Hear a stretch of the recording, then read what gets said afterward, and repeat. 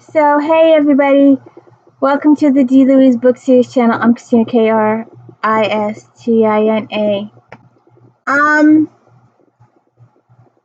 So this is a new beginning for our pal, J.P. Beaumont. This is the new. He used to be a homicide detective with the Seattle Police Department, and his arch nemesis or person he did not get along with got promoted to captain, and it was the final straw, so he quit. And we had a couple of books where he was in limbo. He'd been offered a position with the Attorney General's office, but he hadn't actually accepted yet, and he went on the cruise with his grandmother. So he met a woman, but it didn't work out.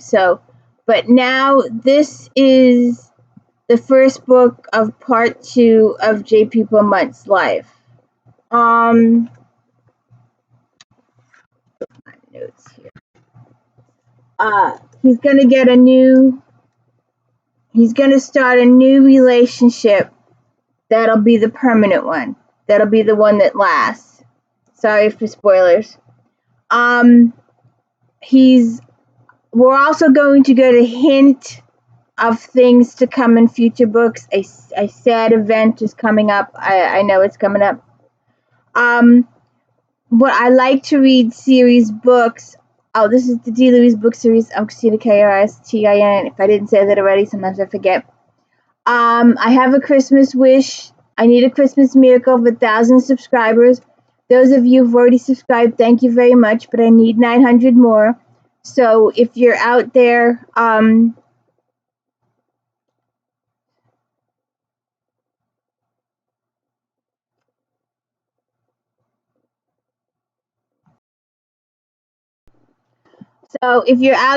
spread the word. If you have big pages, spread the word, please.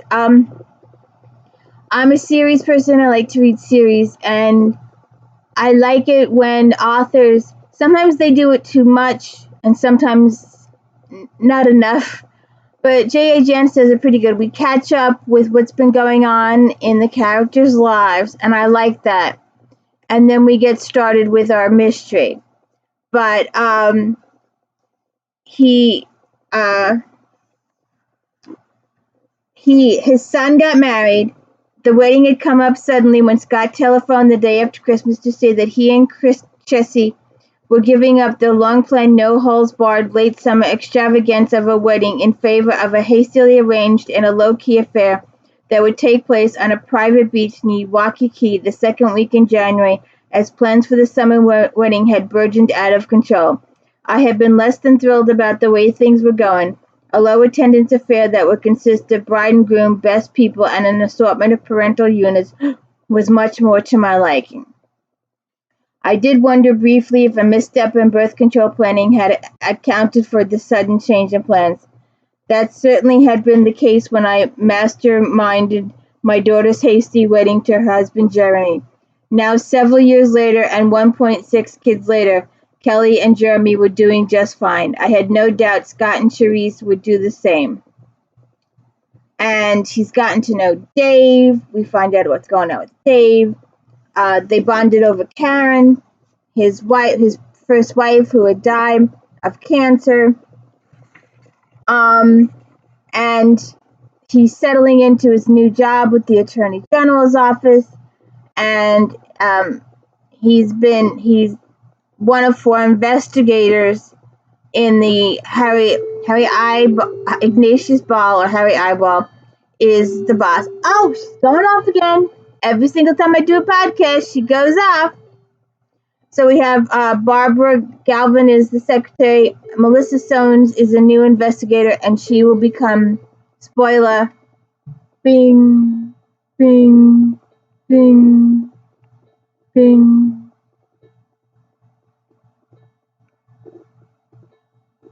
Wow, this 2 days in a row she's gone to 11.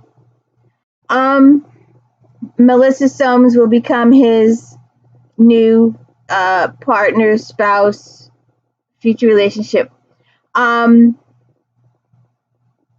This is not.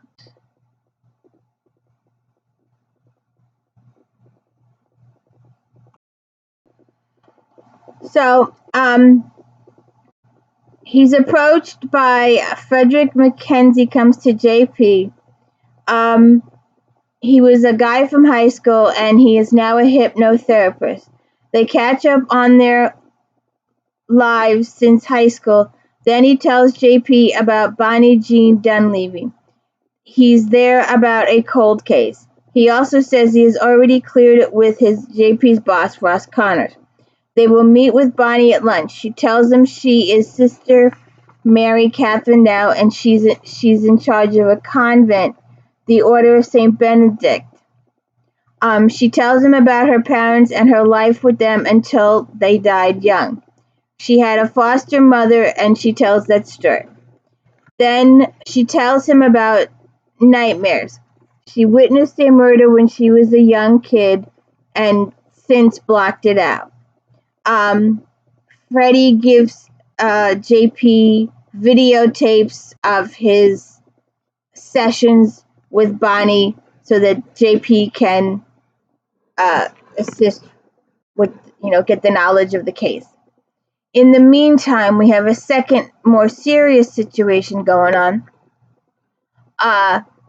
Ron Peters' first wife, remember Ron is married to Amy, and Ron used to be JP's partner until he had the accident. And they have become really good friends. It's like a trio. JP, Ron, and Ralph Ames is the attorney friend. And his first wife, Rosemary, there's been conflict with her in the past. And she was trying to file for custody of her youngest daughter. Now, she gave up custody years ago, but now she's decided that she wanted to pursue, but she was a drug addict. She was in a homeless shelter.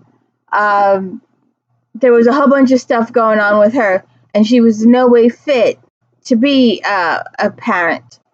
And Ron Peters was served with papers to go to court, and he got upset, and he went out to talk to Rosemary. And a couple days later, he gets notified that Rosemary is deceased, that she was murdered, and he is the prime suspect. And the family goes through some horrific stuff.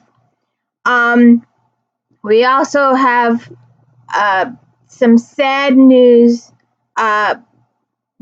Lars and JP usually go out for their AA meeting on Mondays and have a little bit of a guys' night. I mean, Lars is pushing 90, but Lars tells him he's staying in. Beverly is not well. He ends up taking her to the hospital. She has pneumonia. And he's still, JP is upset, concerned about his grandmother, but he's also concerned about Ron's situation. And he puts it aside to watch the Catherine's hypnotism tapes. In the meantime, Tracy comes to visit him. Tracy is Ron's oldest daughter, and she has snuck out of the house, and apparently her younger sister has a boyfriend and has been sexually active with said boyfriend. Tracy doesn't like him. He's not a very nice guy. JP later sees Heather, and she had really nice long blonde hair. Now it's dyed different colors. She's got piercings. And apparently this guy has been a very, very bad influence on her. In the meantime, JP learns that Amy's sister Molly, who used to be a highfalutin society person, her and her husband divorced. He had been embezzling or something like that, and they were totally, absolutely 100% broke. and Molly moves in with Amy and Ron and then proceeds to do everything she can to disrupt their family because she's jealous of what they have and she wants to destroy it. And that's a key point to the whole story. So Heather comes over and they JP and her talk it out. She ends up spending the night because they have a snowstorm. And she also tells him about Molly. JP had not known about that previously. And that Ron was served with papers. Ron calls JP, talks to him. He doesn't tell him that much, but he tells him what happened. Then Amy comes to see him. She was putting chains on her car that morning. They had snowstorm, and her trunk was full of blood.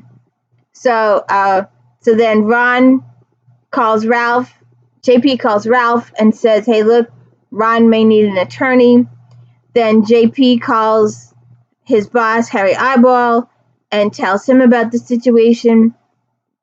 They say that Rosemary's case was handed over to Mel Soames and Brad Note, and Harry tells him not to get involved in the case, but JP, he's going to get involved in the case. And then he starts investigating the nun's case of the 50-year-old murder. And I'm telling you, if you're searching for something and it's of public knowledge, especially in the 40s and 50s, newspapers. I'm telling you, newspapers. I had an associate was looking for something. She'd been asking all these experts and everybody come up zilch. I did a 5-second search of a newspaper, found the answers.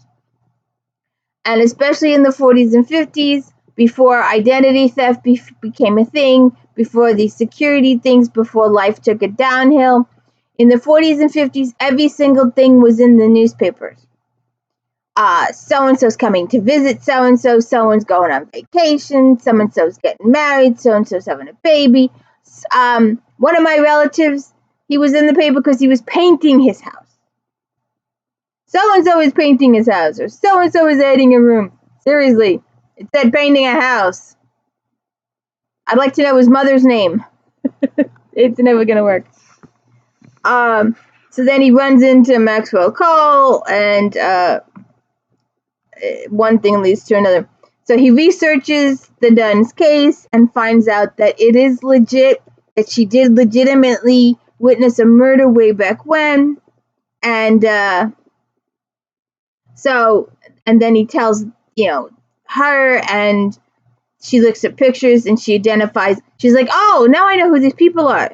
And it clears up some of her memory and she remembers. Then in the middle of all this, Ralph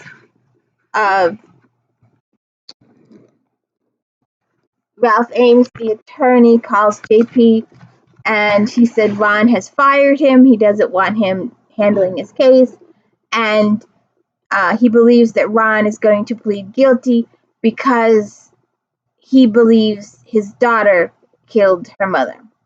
She did not, but that's what Ron believes at this time. So then there's newspaper reporters all over the house. So JP sneaks in the back of the house to talk to them. And Molly's there, and he gets an earful from her, very negative earful. And then we see the newest child in the Ron and Amy family, Jared, and he gets another earful. He spends quite a bit of time with Mel in this book. And while investigating the nun's case, he goes and questions some people. And every time he goes and questions some people, they get murdered thereafter. And so then the local police department gets involved, and JP gets involved with Kramer, his arch nemesis, and JP goes to get a cold case file, and Kramer intervenes and gets the box of evidence before JP does. So he goes, come on, JP, let's go up to my office and look at this together. JP gets bent, and he gets the phone call from Ralph Ames about Ron dismissing him. So he leaves Ralph with the box and never actually got a chance to look in the box. And because Kramer blames JP for the deaths that occurred thereafter, because he feels if JP had been upfront with him, I don't know what they could have done, but the people still ended up dead, and they ended up dead within like an hour after JP visited them. So I don't know what Kramer thinks could have happened. So they get into it again. JP spends a lot of time with Catherine, going over it, the case with her, the pictures from the newspaper. They figure out some stuff. But then he gets back. He spends some time with Mel, and Kramer tells him that the two people that were involved are now deceased, and he's closing the case.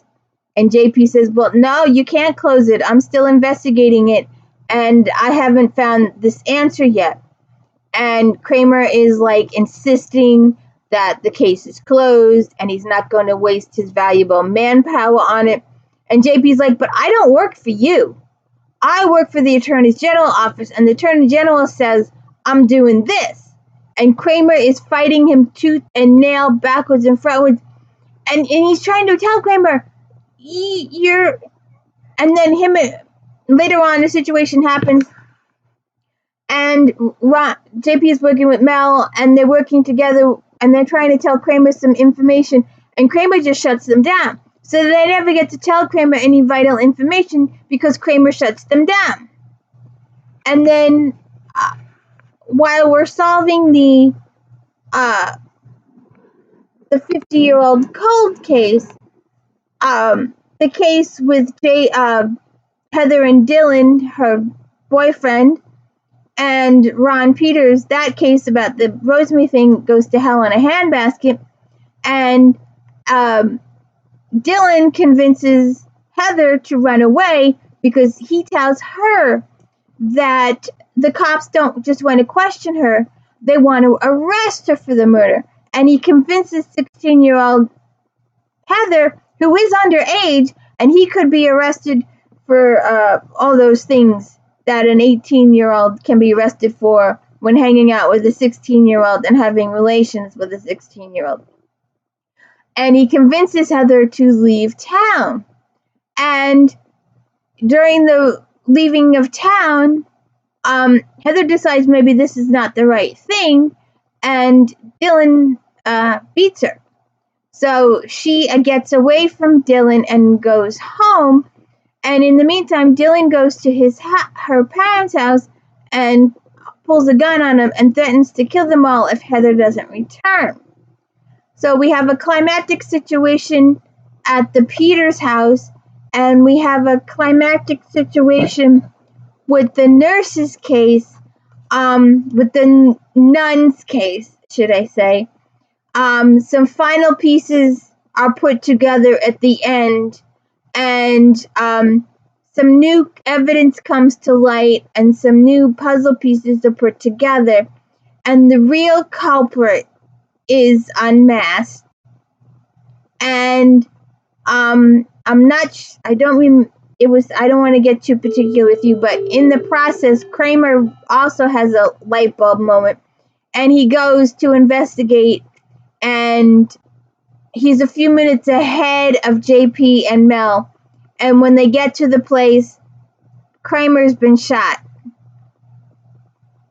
And he's in a bad way. And we leave, and I won't tell you what happens, but JP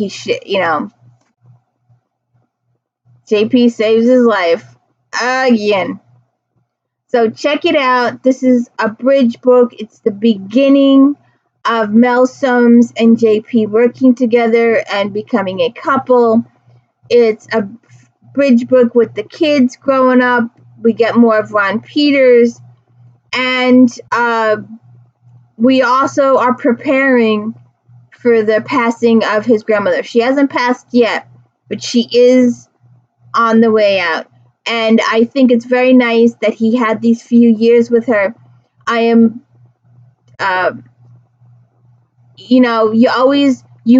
it's just a lesson that you need to spend time with your relatives. I was watching The View the other day, and one of the ladies was like, well, if you go to the Thanksgiving dinner or the Christmas dinner and there'll be huge fights, might as well go someplace by yourself.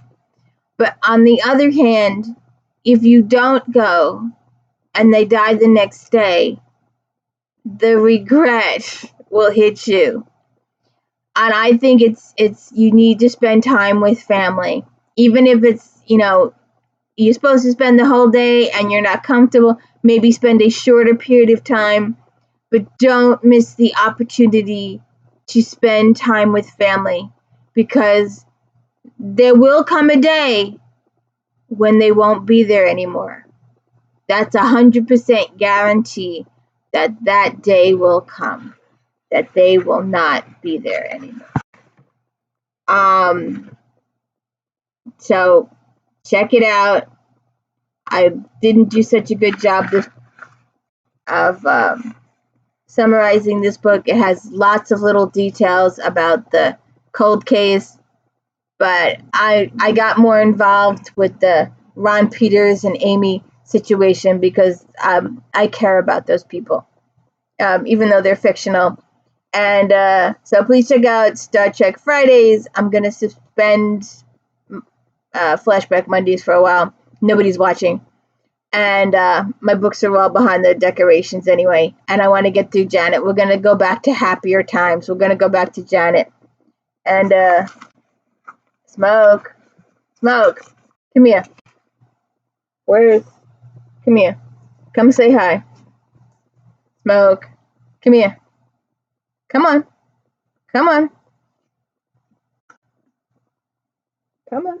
Come say hi. Smoke. You see, there are two types of cats. One cat that will always come for you, and the other cat that will come when they want to come. Have a good one.